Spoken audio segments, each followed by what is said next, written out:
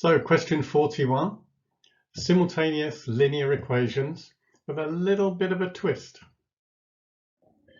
So we learn at GCSE two methods normally for solving simultaneous equations, the elimination method and the substitution method.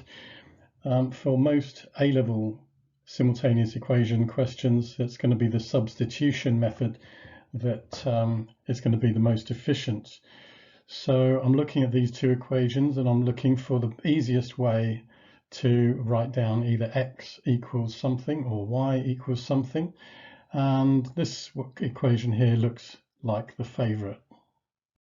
So I rearranged that equation to give me an expression for x, and then I substitute this expression for x into the second equation to give me this. And then when I multiply out the brackets and rearrange, I get the answer y equals minus 21 over 13. Substitute that back into my expression here for x to get x equals 66 over 13. And that's my one and only solution. So the number of solutions is 1. So let's have a quick look at what's going on here. Let's have a look at the picture.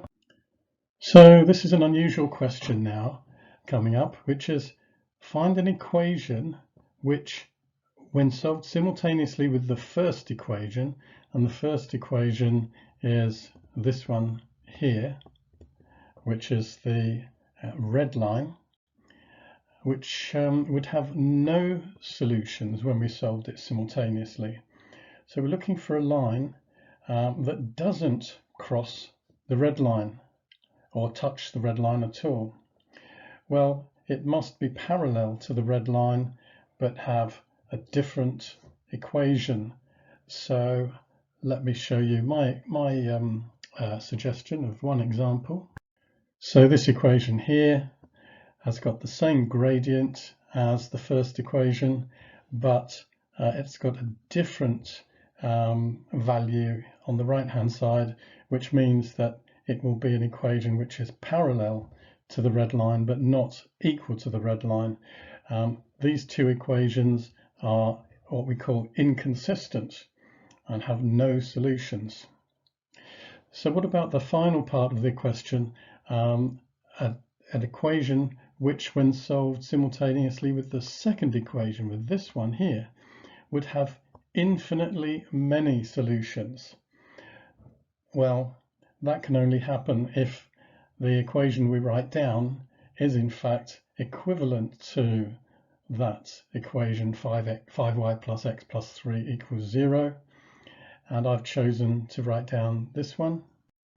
And you can see that this equation here I've written down is simply the previous equation with everything multiplied by 2.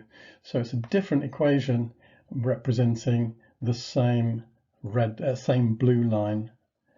Okay, hopefully you got this, what I was driving at with this question, and if you did, well done.